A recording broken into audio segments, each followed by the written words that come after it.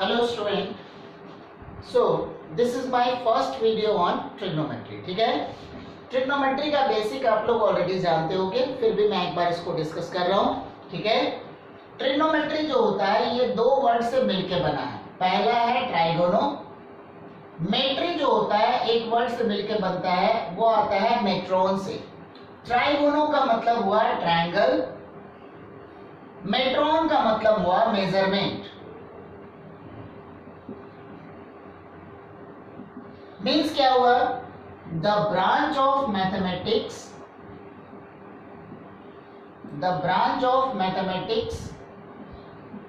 which deals with measurement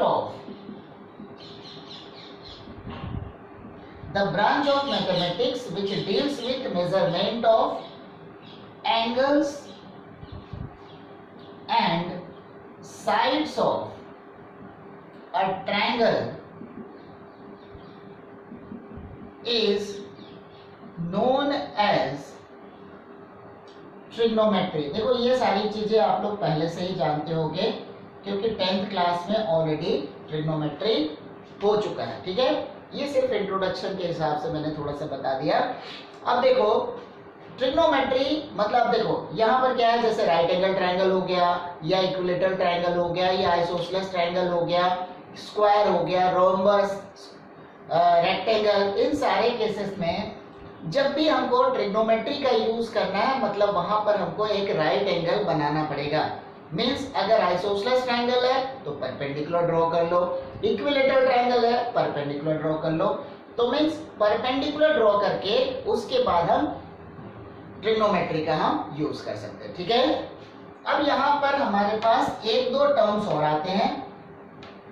angles के बारे में आपको मालूम है, दो रेस के बीच का जो इंक्लिनेशन होता है वो कहलाता है एंगल्स। ठीक है, तो एंगल्स तो बिल्कुल बेसिक है, बिल्कुल मेरे ख्याल में आज शायद 8-9 क्लास से स्टार्ट हो जाता है सब चीजें। तो सबसे पहली चीज हम लिखते हैं पॉजिटिव एंगल। पॉजिटिव एंगल का मतलब क्या हो गया? अगर एंगल का मेजरमेंट, मैं डायग्राम बना रहा हूं, O A B, O A B means if angle is measured in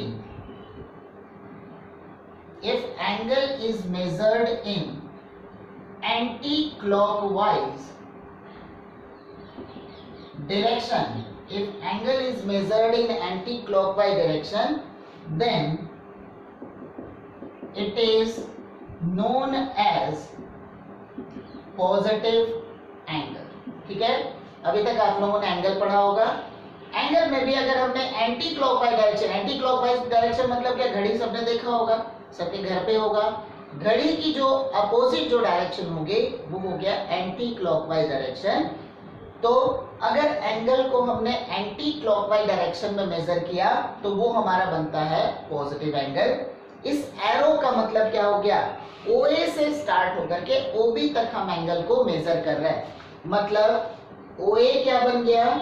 ये हमारा बन गया इनिशियल आर्म। मतलब एंगल का जो सबसे स्टार्टिंग वाला जो हमारा आर्म है, स्टार्टिंग वाली जो साइड है वो हो गया OA। जहां पे एरो खत्म होता है उसको हम बोलते हैं टर्मिनल आर्म। ठीक है, उसको हम कहते हैं टर्मिनल आर्म। मतलब जहां पे हमारा एरो लास्ट हो रहा है वो हो गया टर्मिनल साइड या टर्मिनल आर्म। ठीक है, तो अगर इसी डायरेक्शन को मैं चेंज कर दूं तो क्या होगा? क्लॉकवाइज डायरेक्शन हो जाएगा। एंटी क्लॉकवाइज डायरेक्शन मतलब क्लॉक की अपोजिट डायरेक्शन में सेकेंड की सुई जैसी घूमती है उसका अपोजिट डायरेक्शन, वो हो गया एंटी क्लॉकवाइज। उसी को उल्टा कर दूं तो बन जाएगा क्लॉकवाइज डायरेक्शन। अगर क्लॉकवाइज डायरेक्शन की हम बात करते हैं तो क्लॉकवाइज डायरेक्शन में जो एंगल मेजर किया जाएगा वो बनेगा नेगेटिव एंगल। ठीक है, means if angle is measured in clockwise direction, if angle is measured in clockwise direction, then it is known as negative angle. ठीक है, then it is known as negative angle. Means क्या हुआ, ये बन गया O A B. ठीक है, यहां पर मैंने क्या कर दिया, डायरेक्शन को चेंज कर दिया, मतलब क्लॉकवाइज डायरेक्शन हो गया। तो जहां से एरो स्टार्ट होता है वो होता है इनिशियल, ध्यान हमेशा रखना है। एरो का डायरेक्शन देख लेना, जहां से स्टार्ट होगा वो बनेगा इनिशियल, जहां पे एरो खत्म होगा वो बनेगा टर्मिनल। तो एरो यहां खत्म हो रहा है, ये बन गया टर्मिनल आर्म। ठीक है, इस डायरेक्शन में था थीटा, तो इस डायरेक्शन में हो गया माइनस थीटा। ठीक है, इधर थीटा है तो इधर हो गया माइनस थीटा। ठीक है, तो ये सब बेसिक चीजें हैं, मुझे ऐसा लगता है कि आप लोग ऑलरेडी सब चीजें जानते होंगे। ठीक है, बट फिर भी इंट्रोडक्शन था तो इसलिए मैंने उसके हिसाब से चीजों को बता दिया। ठीक है, अब इसके बाद हमारे पास जो टॉपिक स्टार्ट हो रहा है वो है system of measurement of angles. ठीक है, system of measurement of angles मतलब क्या हुआ, एंगल को मेजर करने के क्या क्या तरीके हो सकते हैं, किस तरीके से एंगल्स को हम कंसीडर करते हैं अपने कैलकुलेशन के लिए, अपने सॉल्व करने के लिए। अभी तक हमने क्या किया था, तुम लोगों ने अप टू 10th क्लास तक एंगल को किस तरीके से कंसीडर किया था, नॉर्मली डिग्री में कंसीडर करते थे हम। ठीक है, जो पहले के टाइम में था, ठीक है, एंशिएंट टाइम में जिस समय ट्रिग्नोमेट्री की जस्ट डिस्कवरी हुई होगी, वो AD BC के आसपास जब यूक्लिड थे। ठीक है, मेरे ख्याल में यूक्लिड 200 या 300 BC में थे। ठीक है, तो system of measurement of angles, यहाँ पर एंगल्स को उस समय मेजर करने के लिए 3 अलग अलग मेथड थे। उसमें सबसे पहला था हमारा, वो है सेक्साजेसिमल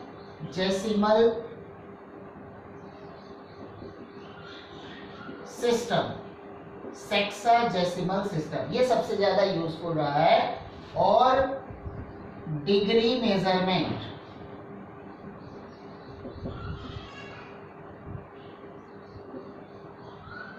सेक्साजेसिमल सिस्टम और डिग्री मेजरमेंट जो अभी तक पढ़ते आए हैं। देखो, जब भी एंगल्स का कंपैरिजन होता है वो हमेशा राइट एंगल या स्ट्रेट एंगल के साथ कंपेयर करके करते हैं, क्योंकि राइट एंगल मतलब 2 लाइंस अगर परपेंडिकुलर है तो जो एंगल बनेगा वो राइट एंगल होगा। चाहे कोई भी सिस्टम ऑफ मेजरमेंट हो, चाहे सेक्साजेसिमल मतलब अलग अलग जो यहाँ मेजरमेंट हमारी जो चीजें हो रही है वो अलग अलग जगह के मैथमेटिशियन ने इन चीजों को डिस्कवर किया था। कुछ ग्रीक्स हो गए, कुछ इजिप्शियंस हो गए, मतलब अलग अलग जहाँ लोगों ने अपने हिसाब से मेजरमेंट किया, उनके अकॉर्डिंग मेजरमेंट का सिस्टम बनाया गया। ठीक है, तो सेक्साजेसिमल सिस्टम में क्या होता है, यहाँ पर वन राइट एंगल को डिवाइड किया जाता है 90 इक्वल पार्ट में, and each part is known as 1 degree. ठीक है, one right angle equal to 90 degree, बिल्कुल बेसिक है बट फिर भी पता होना जरूरी है। One right angle equal to 90 degree and 1 degree is further divided into 60 equal part, and each part is known as 1 second. ये हो गया 60 सेकेंड्स, इतना तो पता ही है, 90 degree. Further 1 minute is divided into 60 second, sorry ये 60 मिनट है। ठीक है, further 1 minute is divided into 60 seconds. अभी तो माइक्रो सेकेंड, मिली सेकेंड सब चीजें आ गई है, बट उस समय अप टू सेकेंड तक मेजरमेंट होता था। ठीक है, मतलब one right angle is divided into 90 equal part and each part is known as 1 degree. ठीक है, राइट एंगल 2 परपेंडिकुलर लाइन है, उनको 90 इक्वल पार्ट में डिवाइड किया, एक बन गया 1 डिग्री। ठीक है, फिर उसके बाद 1 डिग्री को 60 इक्वल पार्ट तक डिवाइड किया गया, एक पार्ट को हम कहते हैं 1 मिनट, फिर 1 मिनट को भी 60 इक्वल पार्ट में डिवाइड किया गया, वो बन गया 1 सेकेंड। ठीक है, नेक्स्ट हमारे पास है सेकेंड, हमारा सिस्टम है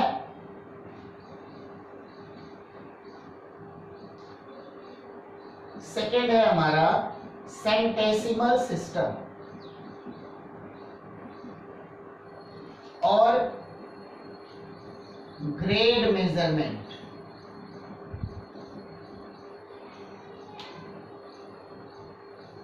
ठीक है, इसमें क्या होता है,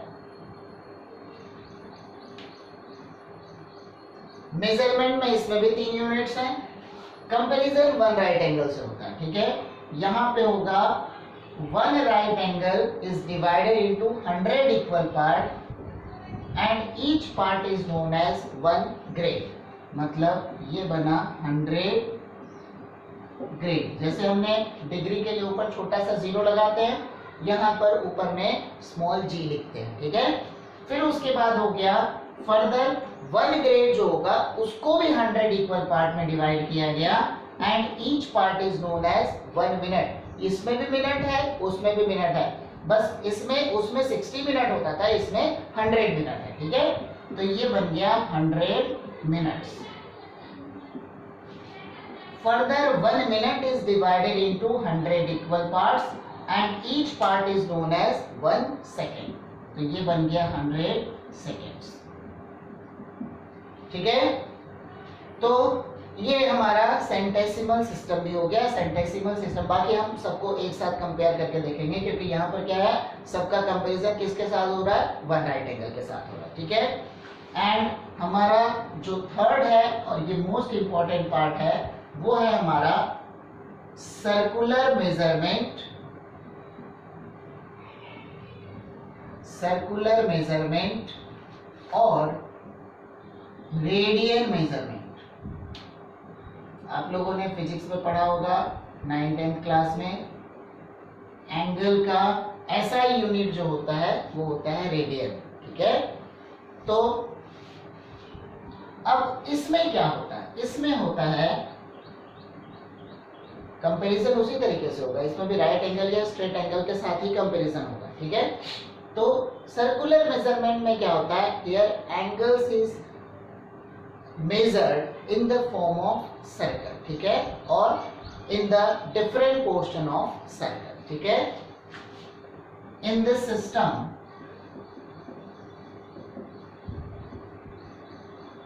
angle is measured in circular manner। angle is measured in circular manner।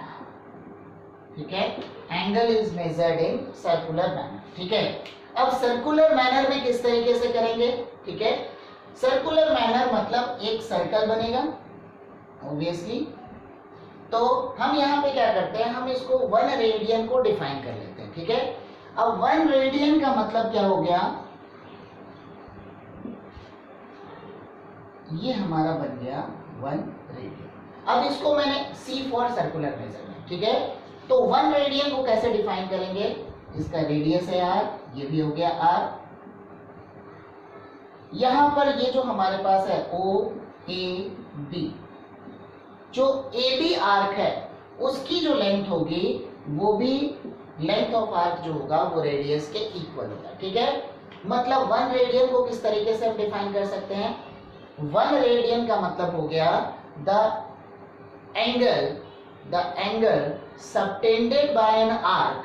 ठीक है, the angle subtended by an arc at the center of circle। ठीक है, सर्कुलर मतलब विथ रिस्पेक्ट टू सेंटर हमारा मेजरमेंट होता है सर्कल के। The angle subtended by an arc at the center। ठीक है, whose length is equal to length of radius of the circle। ठीक है, मीन्स हम डिफाइन कर रहे हैं 1 रेडियन 1 C। तो मतलब the angle subtended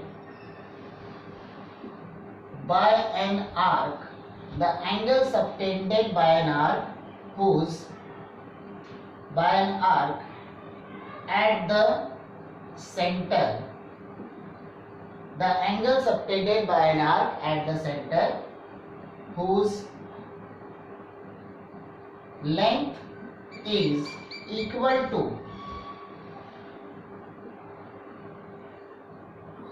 length of radius of whose length is equal to length of radius of circle. ठीक है, whose length is equal to length of radius of circle.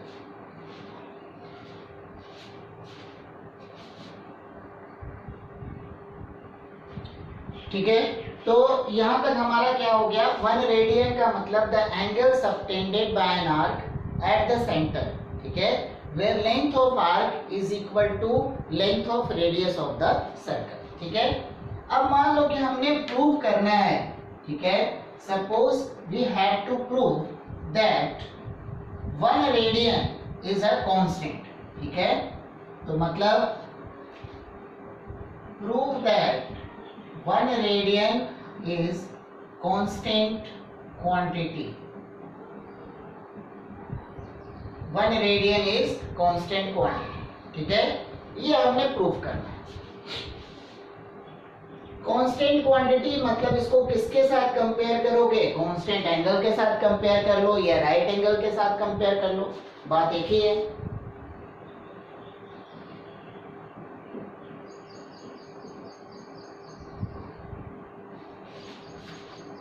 AOC is a straight angle. ठीक है, और this is straight line. ठीक है, ये हमारा बन गया, ये है 1 रेडियन मतलब R R और R. ठीक है, तो मतलब हमारे पास क्या है, अब इसके हिसाब से मतलब क्या होगा, देखो 1 रेडियन के लिए R radius R length of arc होना चाहिए, 2 रेडियन के लिए 2r लेंथ ऑफ आर्क होना चाहिए, 3 रेडियन के लिए 3r लेंथ ऑफ आर्क होना चाहिए. इसी तरीके से कंपेयर हो रहा है ना, 1 रेडियन के लिए r लेंथ, 2 रेडियन के लिए 2r लेंथ, 3 रेडियन के लिए 3r लेंथ, 4 रेडियन के लिए 4r लेंथ. तो मतलब पूरा कांस्टेंट एंगल के लिए कितना बनेगा, 180 डिग्री के लिए क्या हो जाएगा, पाई r length.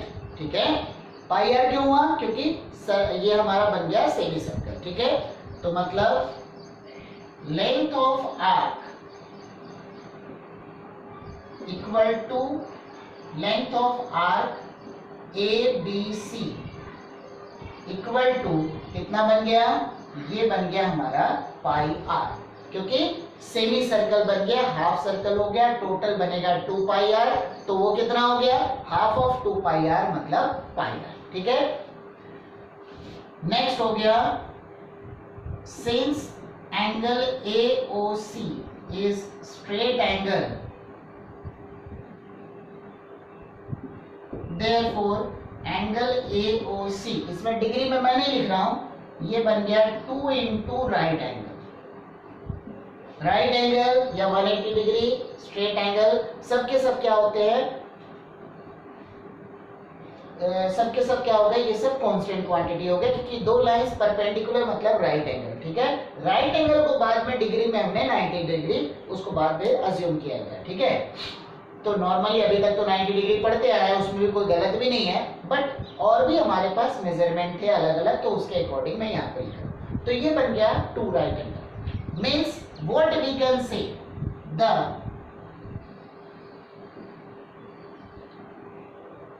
angle subtended by an arc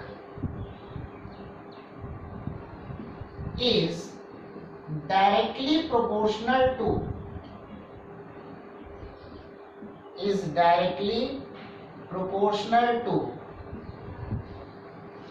length of arc. ठीक है, जैसे 1 रेडियन के लिए r हो गया, 2 रेडियन के लिए 2r, 3 रेडियन के लिए 3r. नेक्स्ट हो गया 2 राइट एंगल्स के लिए क्या बनेगा, पाई r. ठीक है, तो मतलब हमारे पास क्या हो गया, therefore angle AOB upon angle AOC. Angle AOB क्या है, angle AOB upon angle AOC. ठीक है, एंगल AOB यहाँ प्रोपोर्शनल क्वांटिटी ले रहे हैं, AOB के लिए क्या बन गया, R प्रोपोर्शनल है, रेशियो ले रहा हूं मैं, डिवाइडेड बाय AOC, ये कितना बनेगा, ये हमारा बन गया पाई R. तो R यहाँ पे कट गया, क्या बना, 1 अपॉन पाई. ठीक है, पाई एक कांस्टेंट क्वांटिटी है, तो angle AOB equal to angle AOC, ठीक है, एंगल AOC कितना है, 2 into right angles, 2 into right angles divided by pi. Angle AOB की वैल्यू क्या है, 1 रेडियन, तो मतलब क्या बन गया, therefore 1 radian equal to 2 into right angles divided by pi, ठीक है। ऑब्वियसली राइट एंगल्स क्या है, कांस्टेंट क्वांटिटी, पाई क्या है, राइट एंगल्स है कांस्टेंट क्वांटिटी, पाई भी है कांस्टेंट क्वांटिटी। दो कांस्टेंट क्वांटिटी का रेशियो क्या होता है, कांस्टेंट, मतलब 1 radian is a constant quantity, ठीक है। तो यहां पर हम इसको लिख सकते हैं, hence we can say 1 radian is a constant quantity, ठीक है। नेक्स्ट हम करेंगे, अब देखो हमने टोटल 3 सिस्टम का मेजरमेंट हमने देखा, ठीक है। हमने 3 सिस्टम का मेजरमेंट देखा, क्या क्या देखा, सबसे पहले हमने देखा डिग्री मेजरमेंट या सेक्साडेसिमल सिस्टम, दूसरा हमने देखा सेंटेसिमल सिस्टम या ग्रेड मेजरमेंट, तीसरा हमने देखा सर्कुलर सिस्टम या रेडियन मेजरमेंट, ठीक है। तो रिलेशन बिटवीन डिग्री, ग्रेड और रेडियन, ठीक है, रिलेशन बिटवीन डिग्री, ग्रेड और रेडियन, ठीक है। तो यहां पर मैं डिग्री, ग्रेड और रेडियन के बीच का रिलेशन देख रहा हूं। रिलेशन कैसे देखेंगे,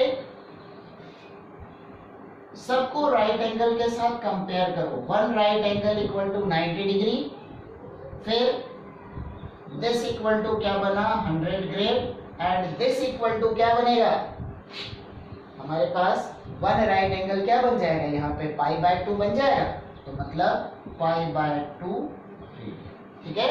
1 radian equal to 2 right angle upon pi, तो मतलब 1 right angle equal to pi by 2 हो गया, ठीक है। यही पे इसके आगे का लिखना चाहेंगे तो हम यहाँ लिख सकते हैं, इसके बाद यहाँ लिख रहे हैं 1 right angle equal to pi by 2 radian, ठीक है। तो उसी का मैंने यूज किया, तो मतलब हमारे पास क्या हो गया 90 degree, 100 grade, pi by 2 radian, ठीक है। ये हो गया इन तीनों के बीच का रिलेशन, ठीक है। अब इंडिविजुअली इनके बीच का रिलेशन देख रहे हैं, मीन्स पहले मैं इन दोनों को कंसीडर कर रहा हूं, तो first part 90 degree equal to 100 grade, मतलब 1 डिग्री इक्वल टू 10/9 ग्रेड, ये हो गया हमारा फर्स्ट पार्ट, ठीक है। सेकेंड हो गया हमारा 1 ग्रेड इक्वल टू 9/10 डिग्री, हो गया। नेक्स्ट हमारे पास हो गया second number 100 grade equal to pi by 2 radian, तो मतलब 1 grade equal to pi upon 200 radian, हो गया, मैंने डिवाइड कर दिया, एंड ये हमारे पास ये हो गया यहाँ पे एक रिलेशन, ठीक है। एंड 1 रेडियन इक्वल टू क्या बनेगा 200 अपॉन पाई ग्रेड, ठीक है। 1 रेडियन इक्वल टू हो गया 200 अपॉन पाई ग्रेड, ठीक है। उसी तरीके से जो हमारा ज्यादा इंपॉर्टेंट है, जिसका ज्यादा यूज होने वाला है, वो है डिग्री और रेडियन के बीच का relation. Third number 90 degree equal to pi by 2 radian, मतलब 1 degree equal to pi upon 180 radian, ठीक है। 1 degree equal to pi upon 180 radian, and यहीं से हमारे पास क्या बन जाएगा 1 radian equal to 180 upon pi degree, ठीक है। जो ज्यादा जो हमारे यूज की चीजें हैं वो है डिग्री और रेडियन के बीच का रिलेशन, ठीक है।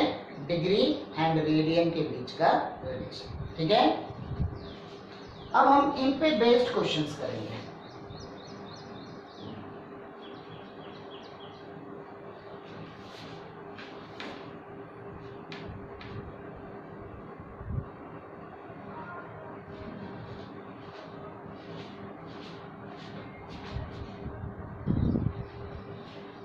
तो हमने रिलेशन देखा डिग्री, रेडियन और ग्रेड के बीच का रिलेशन। ठीक है, उसमें से भी हमारा जो ज्यादा काम की जो चीजें होंगी वो होगा डिग्री और रेडियन के बीच का रिलेशन, क्योंकि वही हमारा ज्यादा यूज होता है। ठीक है, तो कन्वर्ट डिग्री इनटू रेडियन। ठीक है, कन्वर्ट डिग्री इनटू रेडियन। तो सपोज मैंने लिखा 30 डिग्री, तो 30 डिग्री को मुझे कन्वर्ट करना है। हमारे पास रिलेशन क्या था, 90 degree equal to π/2 radian, 1 degree equal to π/180 radian. तो क्या बनेगा, 30 डिग्री इक्वल टू 1 डिग्री हमारे पास है, 30 डिग्री मतलब इस क्वांटिटी को 30 से मल्टीप्लाई कर देंगे। तो 30 इंटू π/180, 36 क्या बना, π/6 रेडियन। ठीक है, तो 30 डिग्री क्या बन गया, π/6 रेडियन। एक और क्वेश्चन कर लेते हैं।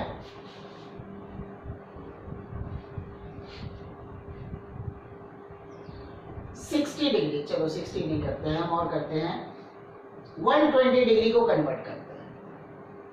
ठीक है, 120 डिग्री को कन्वर्ट करते हैं रेडियन में। ठीक है, तो बन जाएगा 120 डिग्री इक्वल टू, देखो 1 डिग्री था π/180, तो यहाँ पे क्या होगा 120 इंटू π/180, 120 इंटू π/180। ये क्या होगा, 6 से चला जाएगा, 6 2 6 3 ये हो गया रेडियन।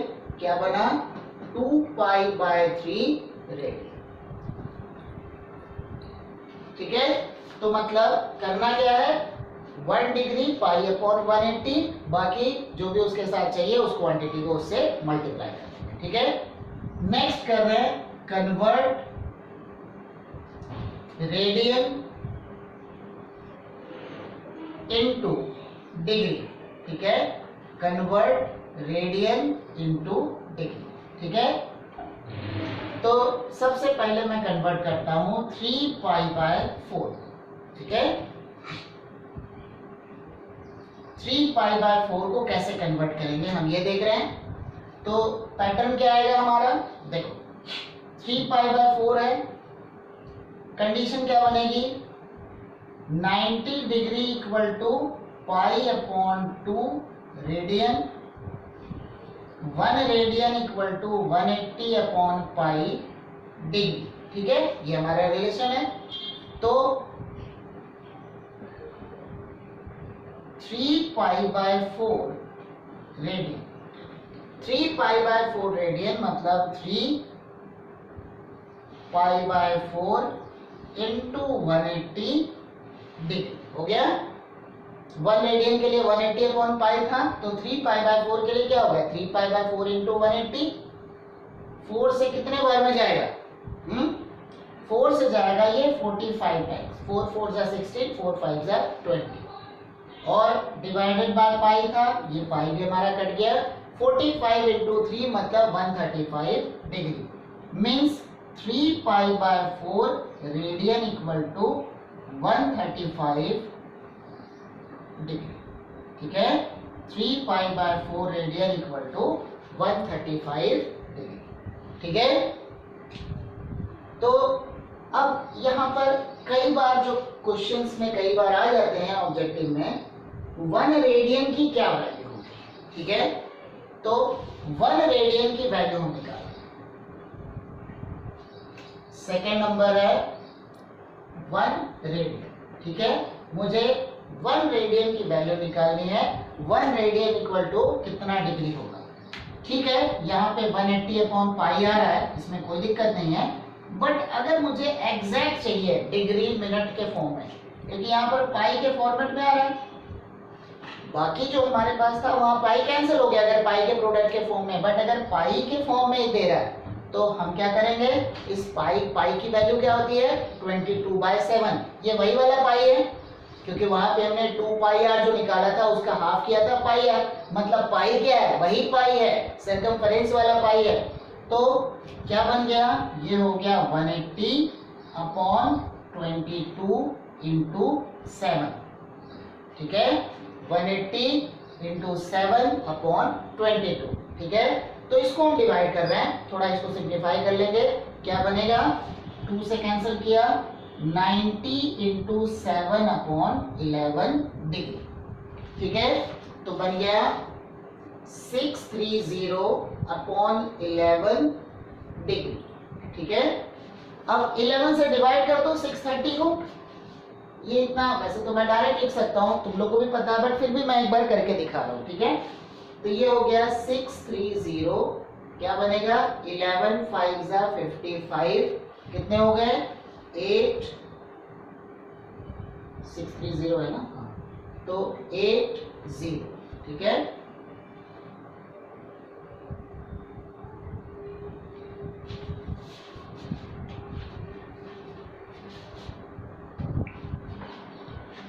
तो हमारे पास क्या बन गया, यहाँ रिमाइंडर क्या हो गया 3, ठीक है। तो क्या बना 57 डिग्री एंड 3/11 डिग्री, ठीक है। अब 3/11 डिग्री तो होगा नहीं, मतलब उसके आगे हम और भी बढ़ सकते हैं, क्योंकि हमारे पास डिग्री के आगे मिनट और सेकंड भी है। तो 1 डिग्री इक्वल टू कितना मिनट था, 1 डिग्री इक्वल टू था 60 मिनट, तो बन जाएगा 57 degree plus 3 into 60 upon 11 minute, ठीक है। यहां पर मैंने क्या यूज किया, मैंने लिया 1 डिग्री इक्वल टू 60 मिनट, ठीक है। मैंने क्या किया, 1 डिग्री इक्वल टू 60 मिनट, तो इसके हिसाब से बन जाएगा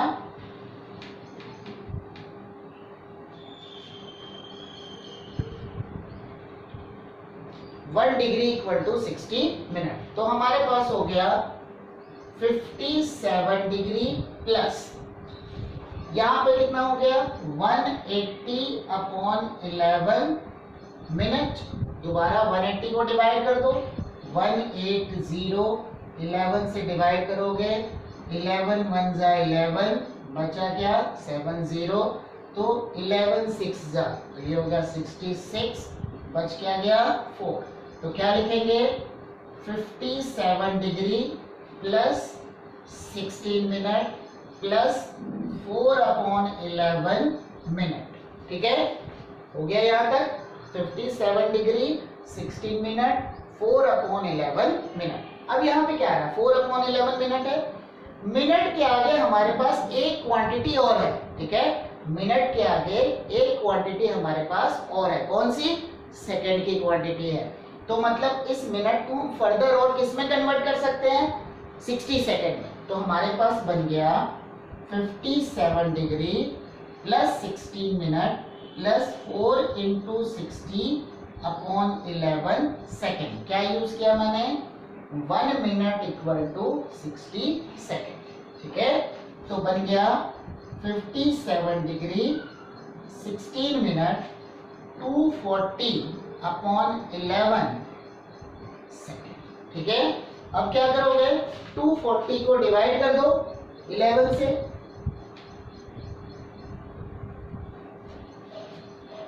तो 240 इसको मैंने डिवाइड किया 11 से, 11 2 जा 22, क्या बच गया यहाँ पे, यहाँ बच गया 20, ठीक है। अब देखो मिनट सेकंड, सेकंड के आगे हमारे पास है नहीं, अगर मैंने यहाँ पे रखा, ठीक है, यहाँ मैंने फिर से रखा 1, तो 11 1 जा 11, क्या बच गया 9, मैं इसको रखता हूँ पॉइंट, मैं सिर्फ समझा रहा हूँ, ठीक है। पॉइंट रखूंगा तो ये अप्रोक्सीमेटली क्या हो गया, फिर बन गया 8। ध्यान ये रखना है जो सबसे लास्ट वाली क्वांटिटी रहे उसको अप्रोक्सीमेट करके हम कंसीडर करते हैं, ठीक है। क्योंकि इसके आगे, सेकंड के आगे हमारे पास जो ये सिस्टम है इसमें सेकंड के आगे हमारे पास नहीं, अदरवाइज माइक्रो मिली सेकंड सब चीजें हैं, बट यहाँ पर हम लास्ट सेकंड तक इसको खत्म करेंगे, ठीक है। तो 240/11 है, 21.8 आया डिवाइड करने से। ध्यान में रखना है जो लास्ट वाली क्वांटिटी रहेगी अगर डिवाइड करने के बाद 0.5 या उससे ज्यादा हो तो मतलब एक उसमें हम ऐड करेंगे, ठीक है। मतलब 21.8 this is approximately equal to 20, ठीक है।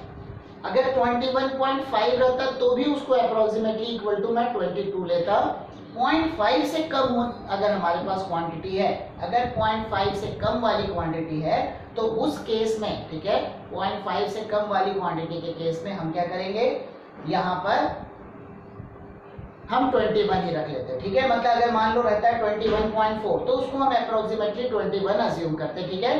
अप्रोक्सीमेशन लेने का ये तरीका होता है।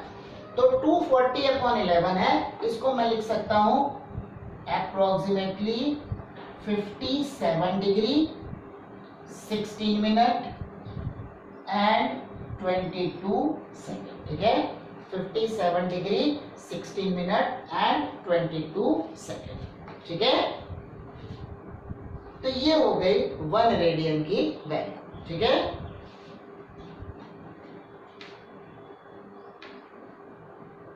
एक छोटी सी बात मैं इसमें और बता दे रहा हूं, बाकी क्वेश्चंस जो रहेंगे इस पे बेस्ड जो क्वेश्चंस हमारे होंगे वो हम अगले वीडियो में करेंगे, ठीक है। पहले वीडियो में हमारा थ्योरी वाला पार्ट थोड़ा ज्यादा हो गया, ठीक है। तो एक हमारे पास एक रिलेशन और है, ठीक है। हमारे पास है थीटा इक्वल टू L/R, ठीक है। Means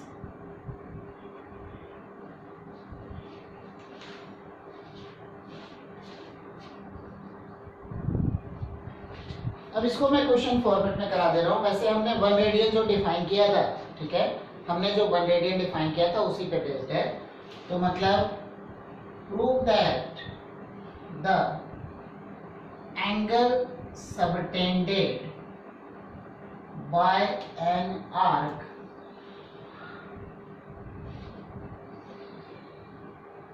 the angle subtended by an arc is equal to ratio of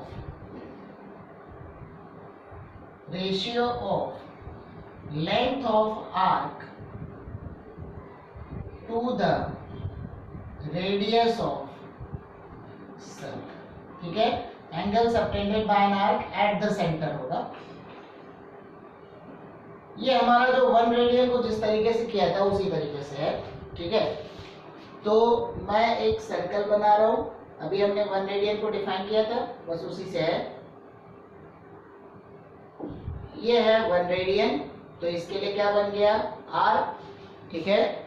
अब इसको मैंने अगर यहां पे रख लिया, ये सपोज थीटा रेडियन है, तो OABC, यहाँ पर ABC की जो आर्क लेंथ है वो L के इक्वल है, ठीक है।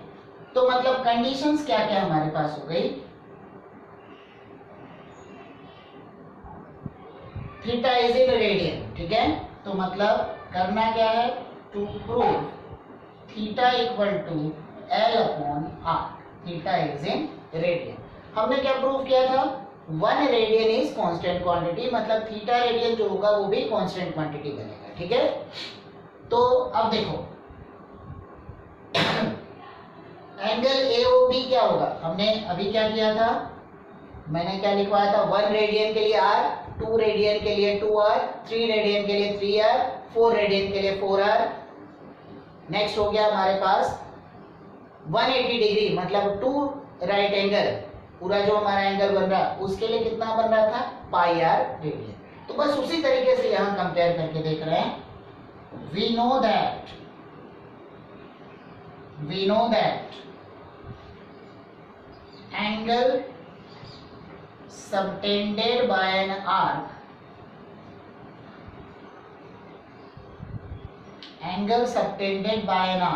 is directly proportional to angle subtended by an arc is directly proportional to length of arc।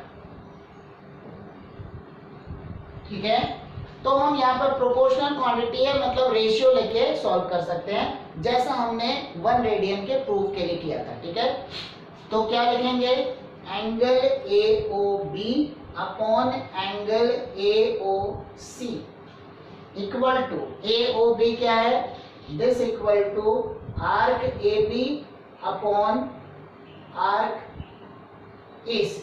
हो गया, arc AB upon arc AC। ठीक है, तो इसके हिसाब से हो जाएगा एंगल AOB कितना है, 1 radian divided by theta radian. Arc AB क्या है, R अपॉन आर्क AC क्या है, L। तो मतलब रिलेशन क्या आ गया, theta radian equal to L upon R। L is a constant quantity, R is a constant quantity, therefore theta radian is also constant quantity। ठीक है, तो इस वीडियो में हम इतना ही करते हैं, बाकी चीजें हम नेक्स्ट वीडियो में करेंगे। ठीक है, थैंक यू।